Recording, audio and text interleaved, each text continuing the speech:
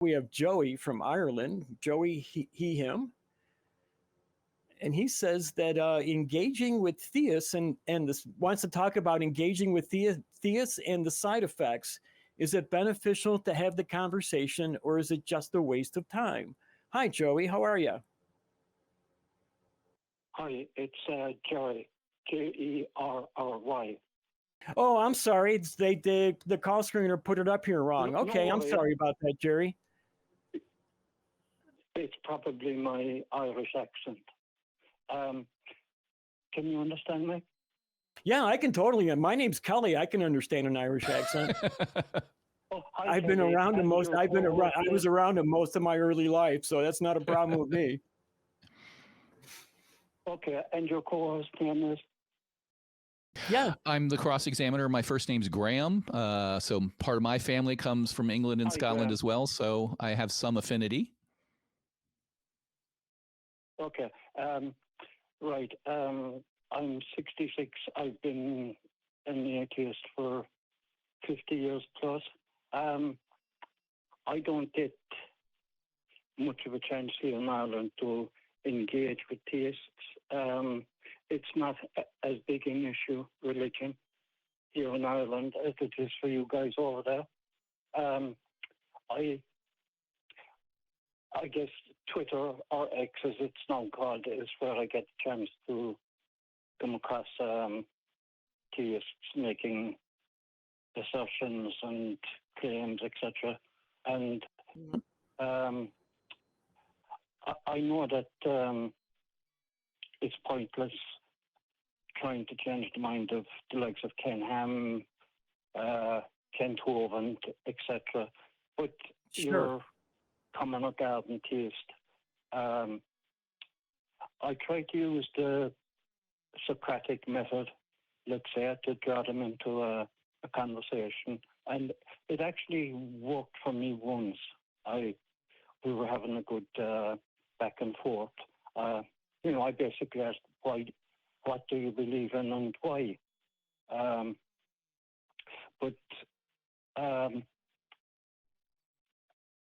99.9% of the time, all I get back is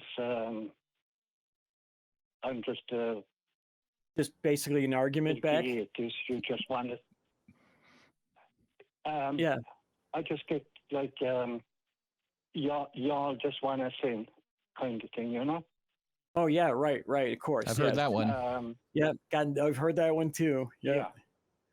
You just hate God. Sure. Absolutely, I do. Yeah, the same way as I hate leprechauns and Bigfoot and all that.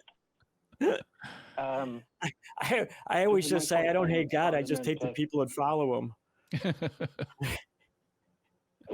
Absolutely. Not all of them, but there's a lot of them.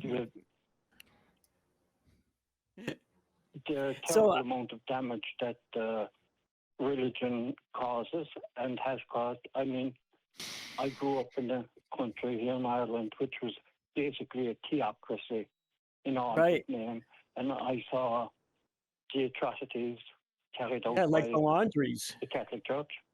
Yeah, absolutely, and I guess I was lucky that to send me to school when I was 3.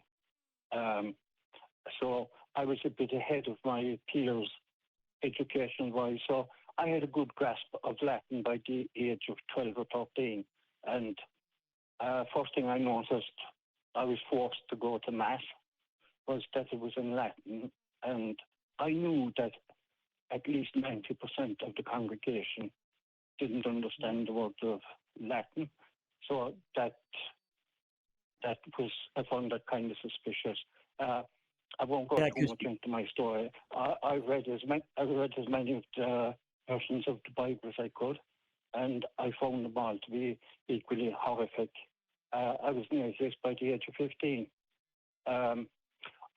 So I don't get the chance to interact with theists here in Ireland because it's not a big thing here. I think it's just like being a Catholic is just a nominal kind of thing. But Right. online, when I see atheists posting something which they claim is in the scriptures and it blatantly isn't, I call them up on that. I guess there are times when I'm a bit like when I first found the atheist community of Austin, Jeff D back in the day. I'd be like, Jeff, you know. I think it's important to have these conversations, right? I really do. So I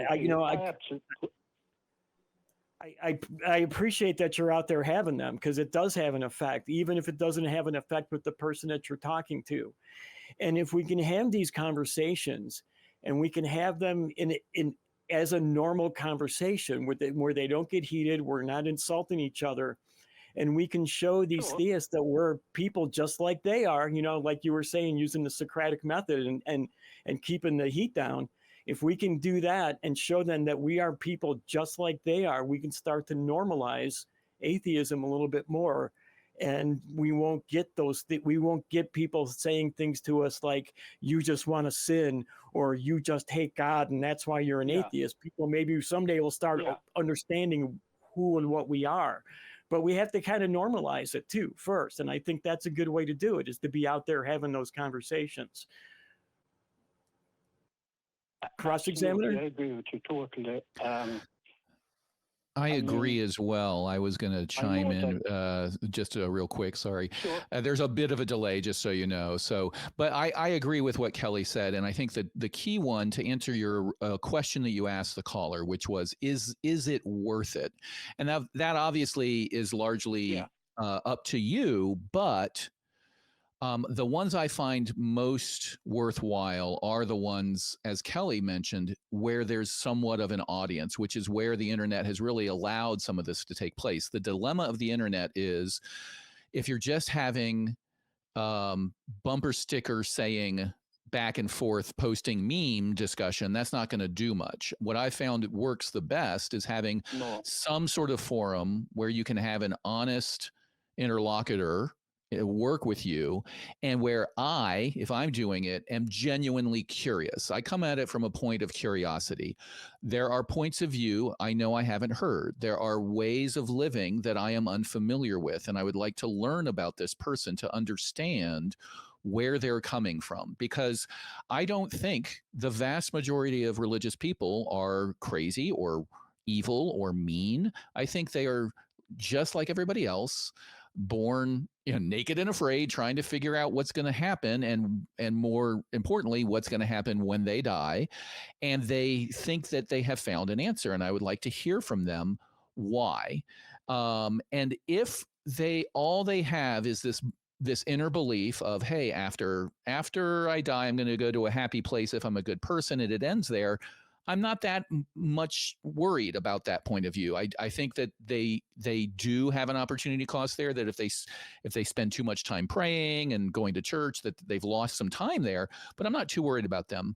The people that worry me more are, I understand what's going to happen, and the God that's going to take care of me afterwards wants me to do something in this life. And that's can run into, they want me to deny people their right to marry. They want me to not let other people control their own bodies. They want me to storm the Capitol on January 6th. Or back in the 80s during the Troubles in Ireland, they want me to bomb the other side, right? So it can really cause a lot of harm. And I'm very curious, intellectually curious, about where that line is and how people shift from one to one end of the spectrum to a more extreme end of the spectrum.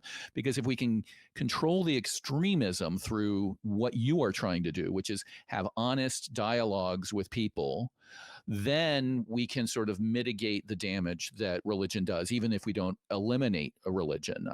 Everybody has a right to their own religion. It's the extremism that causes the problem. So if you have an audience, you're not going to change the mind of the person you're talking to very often, but a person who's listening in, even if they're religious and shares the same views as the person you're talking to, is going to be more susceptible to open-minded thinking, because they're not on the spot. They're not the one that's being asked the tough questions. People who have these conversations tend to dig in their heels. And once you've stated an opinion, psychological studies show that you are much less likely as a human to retract your opinion. So when you're talking to somebody, they're going to sort of dig in, they're going to be resistant, they're going to try to find any sort of argument to win. Whereas a listener who might be the same exact type of person might go, wow, that atheist person just made a really good point. Maybe I should go reread the Bible, or maybe I should look at what we actually know happened, et cetera, et cetera. So that's my take on it. It's worthwhile if I can have an honest conversation that's genuine, I have enough time to have a detailed conversation.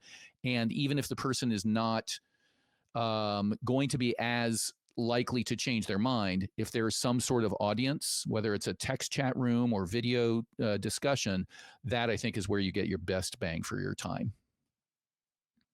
And I want to just point out, because the crew just... Go ahead, Jerry. Go ahead. No, go ahead. We have a time delay. You're all the way over there in Ireland, so we're getting a little bit of a delay. So go ahead. Okay, yeah. I'm totally on board 100% with everything you said. Absolutely. And yeah, what you have said has kind of uplifted my doubts about interacting. So I thank you for that. I see where you're coming from. Just to make one more point. Yeah, just to make one more point, even those people that you don't think are ever going to change their mind, sometimes they do. And we've had a caller that's been calling in here into the ACA shows for years, Emmanuel, and he seems to be changing his mind at least a little bit. Even if he hasn't dropped his whole religious views, he's starting to have a more liberal view of what he does believe in. So it does happen that the people that you really don't think are going to come around at any point at all in the future sometimes do as well. So yeah, and it can be you starting the conversation on a non-religious front can sometimes work as well, because we're unfortunately in a world now where a lot of people you're going to interact with online are going to sort of deny some basic realities, right? We've got a lot of denialism, we've got a lot of political extremism these days. So I find taking a step back, if I see that we're going to jump into an argument, I say, you know, maybe this is the lawyer in me talking, but in the beginning of any law or the beginning of any contract, what do you do first? You define your terms. So why don't we just have a conversation on definition of terms so there's no confusion later on? What does it mean to be a Christian? Sure. What does it mean to have faith? What does evidence mean? Is the scientific method understandable? Is it a good, reliable truth to reality? You know, finding reality. Is that a good path to reality? Is faith better than that? You can have these sort of definitional conversations just to show I'm genuinely curious, because I might run into somebody who gives me something I've never heard of before, some argument or something like that. And even if I don't think I'm going to change my mind, maybe I will, or maybe they'll give me something else to go research, and then I will become better at understanding other people's views. So I think that starting off simple, you know, do we agree that A equals A? Do we agree that A cannot be B? Do we agree that you can't be A and B at the same time? Like, just those basic laws of logic sometimes is a great place to start. And then you can just say, okay, what's next? And let them take the lead. And just, as you said, you use the Socratic method, which is an excellent way of doing it. I'm just curious. I'm just asking questions. I'm not trying to set traps. I just want to understand. And if you let them talk and ask the questions, they will often moderate their own views. They will say, I believe everything's true. Oh, okay, well, what about slavery? Well, no, I don't think that's true. Well, what about the women being property and sex slaves? Well, no, I don't believe that's true. And all of a sudden they start moderating, and they may say, I don't think that's in the Bible. And then you have a little sub-conversation about, let's go look at this chapter. Let's look at that verse. So it can be a long-term thing, but if you just get people to agree that A equals A, you're off to a good start. Excellent. I've been following the Emmanuel saga, and it's going very well. So that's great. And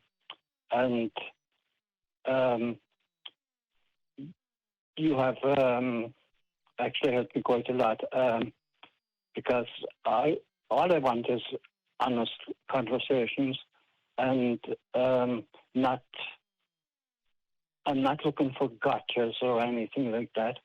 Exactly. Just to find an honest interlocutor and go from there. And before I go, because I know you're busy, I listened to the preamble you were on about crystals and all this other stuff. I always say there's only one alternative medicine, and that's real medicine. Yeah, I agree. It's like I said in the beginning, it was one of the things that really got me back doing activism again, because I got so mad one day about a woman actually she was trying to find out what crystal would be good for her daughter's diabetes.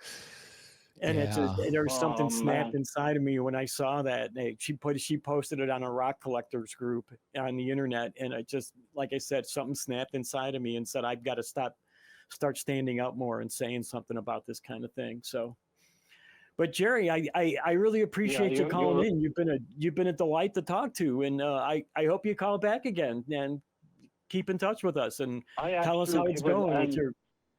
I want to thank you, the whole atheist community of Austin, for I found you way back in the day, like I said, and you've been a great help to me. So I really appreciate what you do under very, very difficult circumstances. Thank you so much, Jerry. Thank you very much for taking my call. Thank you, Jerry. Thank you for calling. Guys. Thank you so much. Have a great one. I hope I talk to you again in the future. Bye-bye, Jerry. Well, he was a delight. Absolutely. Bye-bye, lads. Thank you. Bye-bye. Bye-bye. Yeah, that was a delightful call, wasn't it? Absolutely. I love hearing from people around the world and the troubles that they get into and the challenges they face. And I really appreciate him calling in, because I really do honestly believe that these honest conversations have a great way of bonding people. I have a lot of good friends of mine that are evangelical Christians, although a lot of them have said, hey, I can't call myself an evangelical anymore because the definition of that has changed over the last 5 years. But you can have really good, great relationships with people as long as you have honest conversations. And I myself, like many people, have been moderated to some degree by having those conversations, because when I first sort of realized, hey, I'm an atheist and there's these people trying to do things in the name of religion, I went through the quote unquote angry atheist phase where, these people are mean, these people are wrong, they're stupid, they're sheep, they're out to get me, all of those sorts of things. And it was only through watching everybody on the ACA having these conversations again and again, realizing, no, the vast majority of people really aren't. They have these sort of cloudy beliefs and they accept them. And some are curious enough to call in and chat with people like you, Kelley. And then I would listen to those conversations and realize I need to change how I'm thinking. Like when I first started really reading the Bible and stuff, I'm like, where is it? There's got to be a secret in here somewhere that reveals why so many people believe this. Like, what am I missing? Because it seems so obviously wrong to me. And I never found it. And it made me very upset that so many people were tricked or willingly fooled. And then when I watched the ACA, when I listened to all your shows, I realized people are people. They're busy. This is one aspect of their life. They're not out to get you. And they can be fooled themselves. I'm taking all this praise from everybody, and I don't think I deserve it because I've only been here a little while. But you know what it has done is it makes me so glad to be a part of this group of people that do deserve that praise. So that's awesome. I'm really honored to be here.